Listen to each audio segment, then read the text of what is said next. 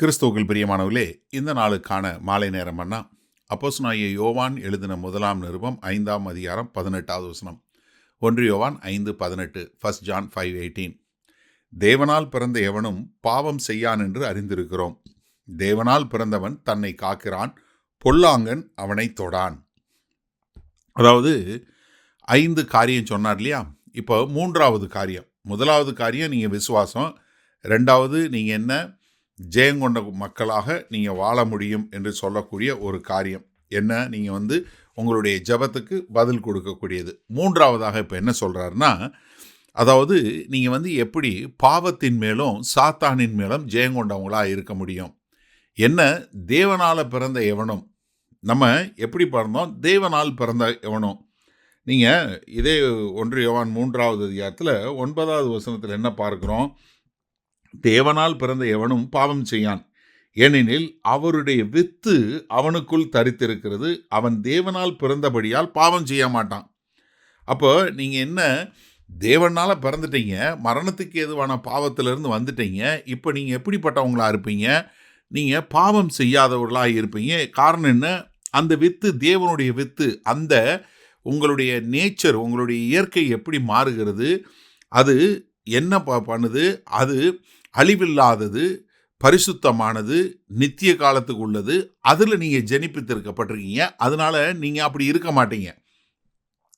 1 பேதுரு 1வது அதிகாரம் 23வது வசனத்தில் பார்க்கும்போது, அழிவுள்ள வித்தினாலே அல்ல, என்றென்றைக்கும் நிற்கிறதும் ஜீவன் உள்ளதுமான தேவ வசனமாகிய அழிவில்லாத வித்தினாலே மறுபடியும் ஜெனிப்பிக்கப்பட்டீர்களே.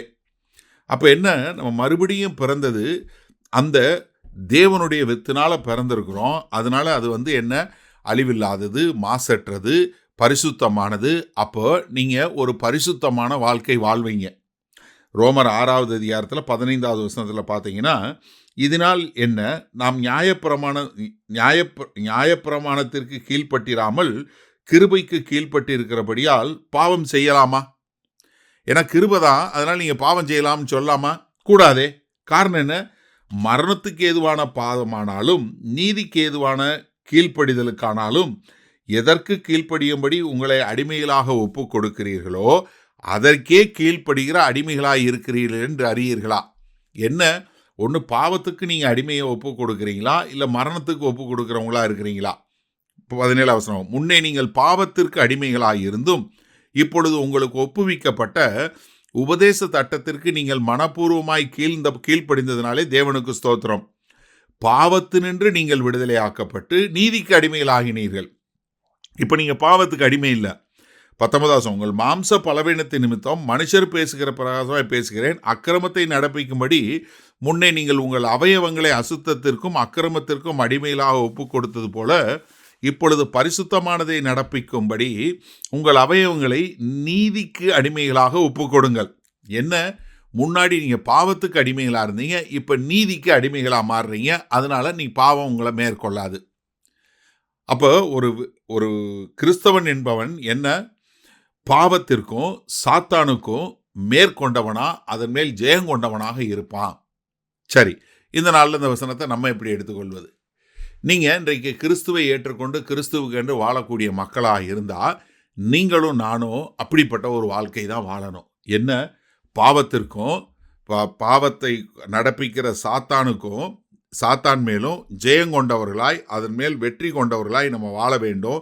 அதைத்தான் இங்கே வசனம் சொல்லுது. தேவனுடைய வித்தினால் பிறந்த எவனும் என்ன பண்ண மாட்டான்? பாவம் செய்ய மாட்டான். மாறாக அவன் என்ன பண்ணுவான்? அவன் நீதிக்கு அடிமையாக தன்னை ஒப்பு கொடுத்து தன்னை மீட்டெடுத்த கர்த்தருக்கு அடிமையாக இருந்து அவருக்கு பிரியமான காரியங்களை நடப்பித்து அவருக்கென்று வாழக்கூடிய மகனாய் மகளாய் வாழுவான். அப்போ நீங்கள் ஒரு நிமிஷம் சிந்திச்சு பாருங்க. இப்போ நீங்கள் யாருக்கு அடிமையாக இருக்கிறீங்க? கிறிஸ்துவுக்கு அடிமையாக இருக்கிறீங்களா? நீதிக்கு அடிமையாக இருக்கிறீங்களா? இல்லை சாத்தானுக்கும் பாவத்துக்கும் அடிமைகளாக இருக்கிறீங்களா? ஏன்னா இன்றைக்கு நம்ம கேட்கக்கூடிய நிறையா வார்த்தைகள் என்ன கேட்குறோம்?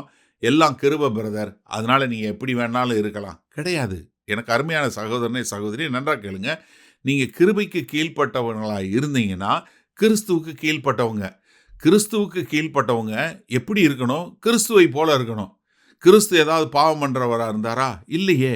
அவரை பத்தி சொல்லும் என்ன சொல்லும்? ஒரு பாவம் அறியாத அவர். அப்ப என்ன? நம்ம ஒவ்வொரு நாளும் இந்த உபதேசத்தை கேட்டு கேட்டு நாம் அதற்கு கீழ்ப்படிந்து வாழும்போது நம்ம என்ன பண்றோம்?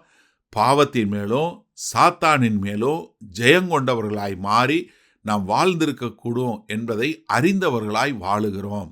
செய்வோமா? மகா கிருபையும் இரக்கம் நிறைந்த எங்கள் அன்பின் தகப்பனே, கர்த்தாவே, இந்த அருமையான நல்ல நாளுக்காய் நன்றி.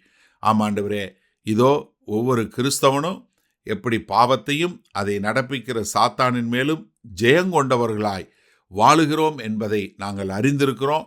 அதன்படி வாழ எங்களை ஒப்புக் கொடுக்கிறோம். மீட்பரும் இரட்சகருமாகிய இயேசு கிறிஸ்துவின் மூலம் ஜெபிக்கிறோம் ஜீவனுள்ள வல்ல பிதாவே, ஆமேன்.